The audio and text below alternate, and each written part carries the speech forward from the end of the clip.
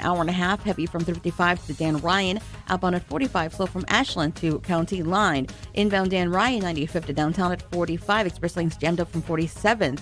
Outbound to 95th from downtown at 15, problem free. Inbound Bishop Ford, 8094 Dan Ryan at an hour. Lakeshore southbound, jammed up from Hollywood to Monroe at 41 minutes. That's traffic. I'm Eddie Manzano. On AM 560, The Answer. Chicago's Morning Answer continues next. Our 1-hour heating and air conditioning weather center has some rain and drizzle in it for the morning, then maybe an afternoon thunderstorm.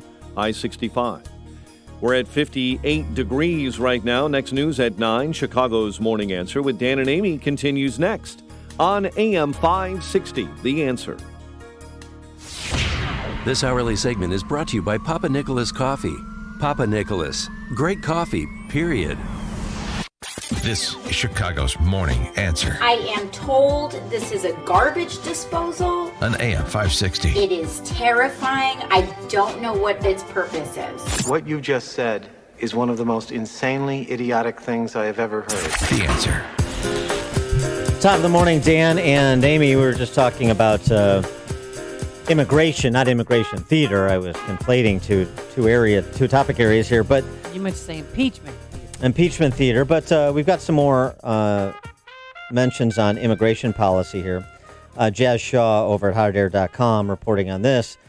Very much like our own Attorney General, New Jersey Attorney General orders counties to stop cooperating with ICE. 2 counties are being ordered to end their cooperation agreements with federal immigration authorities. The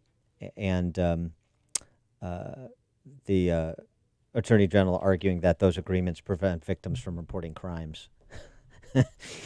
Okay. For more on this topic, as well as impeachment theater, and perhaps a couple more, we're pleased to be joined by the aforesaid Jazz Shaw, weekend editor at hotair.com. Jazz, thanks for being with us. Appreciate it.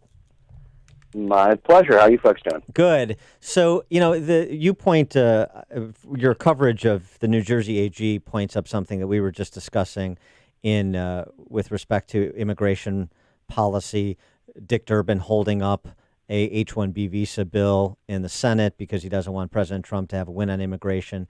There's real opportunities, it seems to me, for President Trump to perhaps continue to make inroads with minority communities, the Indian American community, perhaps with the H-1B visa issue, other minority communities on other issues with respect to security and economic opportunity.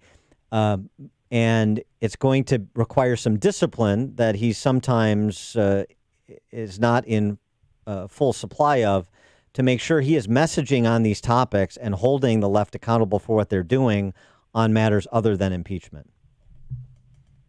Well, I think he is already making inroads, or at least he should be, just from the general policies that have been put in place. We're seeing, you can go down the whole list. Black unemployment, Hispanic unemployment are at just historic lows. So things are going well, and that's not going to sway everybody, obviously. There's a lot of ingrained ideology, but it can't hurt.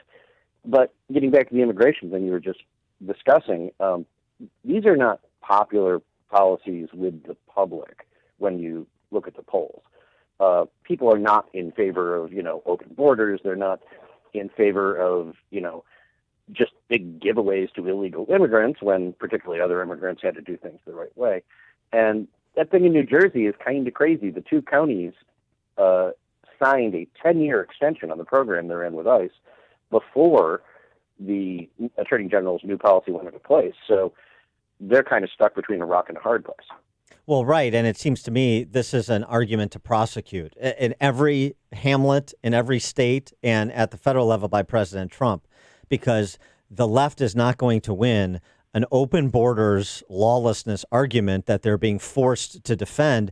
And it runs in stark contrast. It sets up wonderfully. And we were just playing clips from over the last decade, 2 decades, really, from Hillary and Bill and Obama and Schumer.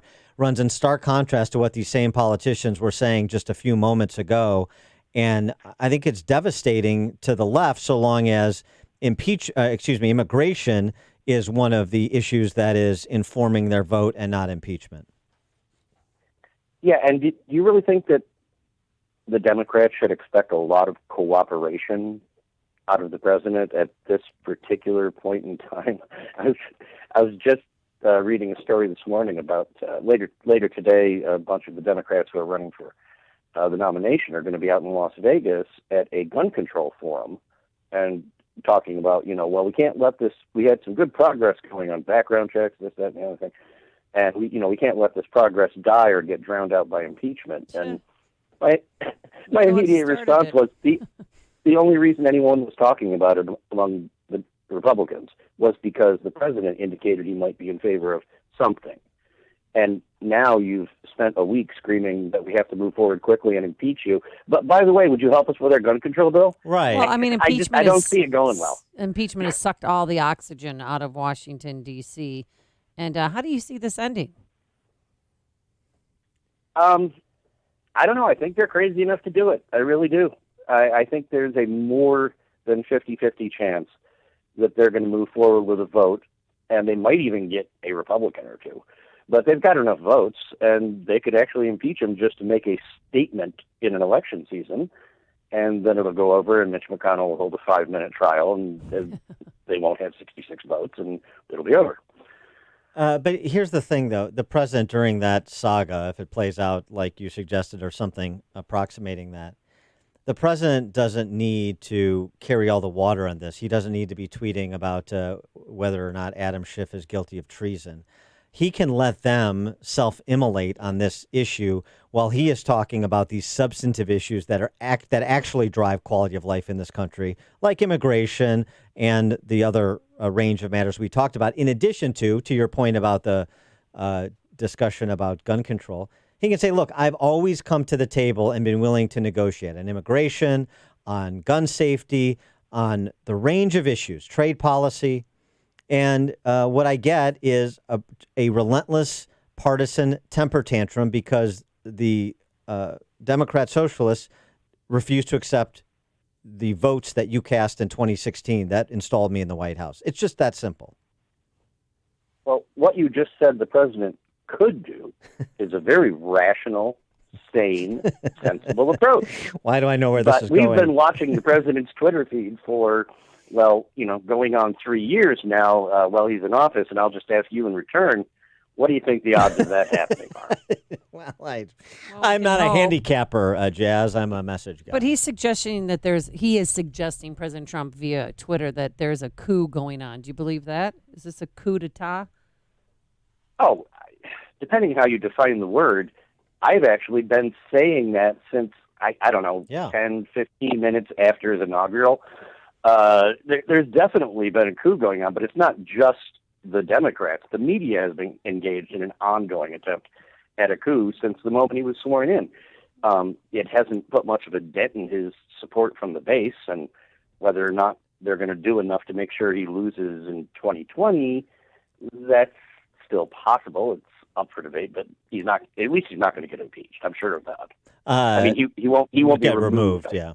I want to get your reaction to this observation by Matt Taibbi from Rolling Stone talking about his new book, Hate Inc., on the D.C. press corps, and his characterization of the Trump press coverage, since you brought up the media, from campaign to present, what the D.C. press corps has actually done and how they've been dishonest. Not dishonest in the way that President Trump says, but dishonest in a different way. I covered Trump, his campaign in 2015, 2016, and the other reporters definitely, we heard all the people talking. They were saying, you're giving this guy too much coverage. We heard the criticisms of the film of the empty podium while we were waiting for Trump to talk. We knew that people were aware that Trump was getting 23 times as much coverage as Bernie Sanders on television, all those things. So there was a conundrum in the business. How do we not help this person by giving him so much coverage? But the problem is he was making so much money for all the media companies that we couldn't just turn him off. The bosses needed him. So the solution, I think, was a dishonest one, which was, let's change the way we do business fundamentally and change our tone and everything, but make it sound like an ethical thing. Like we're gonna oppose Donald Trump. We're gonna constantly remind you how bad he is. I think that was just a wolf in sheep's clothing. We're just giving you the same thing, but in a different package. So it's the fake news is that the D.C. press corps has been engaged in a fake morality play about Trump when it's really just to mask the fact that he's good for business. That was a refreshing Yes. piece of honesty from Matt, who I will just say as a disclaimer, I've traditionally not been a very big fan of. I don't like a lot of his work and certainly don't agree with him on many things. But yeah, that was refreshingly honest. I wonder if he meant that or if that was just meant to stir up some fire and smoke to help his book sales. Well, I don't know, but he does have criticism sort of across the spectrum as he tries to be sort of a above the fray media commentator, and I agree with you. I mean, I think that's why it's such an interesting and notable take is because obviously Matt comes from the left, and so for him to describe what's sort of squares with what we see. Tell me that Donald Trump hasn't been good for Fredo's paycheck or Don Lemone's paycheck or the rest of them. That he has. So why would they ever stop talking about it? But they can't make this about filthy money. It's got to be about their higher ideals, right? Yeah. Well, there is no doubt. The one thing he said that was absolutely correct during the campaign. Anywhere Trump went, the ratings went up. Didn't matter where he showed up. And there's been a long-running argument going on between Joe Scarborough and Mika Brzezinski and some of their detractors about how they had him on the phone on speed dial for months and months on end. He was constantly there. It was great for their ratings until they got into the fight between Mika and the president. And then they started complaining about the fact he got elected, and people came back and said, well, maybe he wouldn't have if you didn't turn it into the Trump show for 9 months. Yeah, he had mentioned something about Mika's plastic surgery on her neck, and then the friendship was over.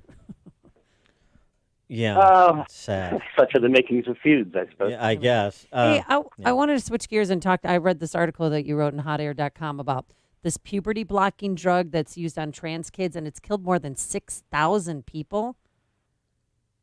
Well, that's probably a bit of a odd way to put it in retrospect after hearing from some people. I'm sorry I phrased the title that way. Okay. You can't directly say it killed them, but there were tens of thousands of FDA negative consequence incident reports, including more than 6,000 that resulted in fatalities of people who were using the drug. And that means, at a minimum, the drug played a role in the incident, but a lot of those people were already sick anyway. So it was pointed out to me by one doctor that it's really hard to say how many of those 6,000 might have lived if they hadn't been taking the drug or if it wasn't just adding on to things that were already killing them. So I just wanted to clear that up a little.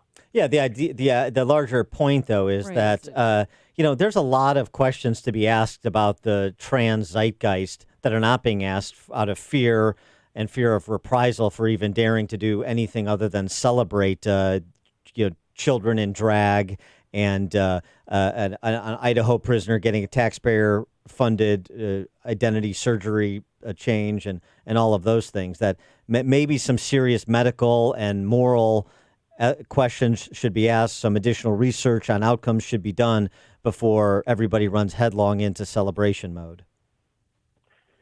Yeah, and there are some of us who are asking those questions regularly, but you're generally just called transphobic if you do, and those questions aren't being taken seriously in most of the mainstream media. The first question, particularly regarding this drug and others in the same drug family, is why do we have medical professionals administering a drug designed to stop the natural onset of puberty in an otherwise healthy child's body, at least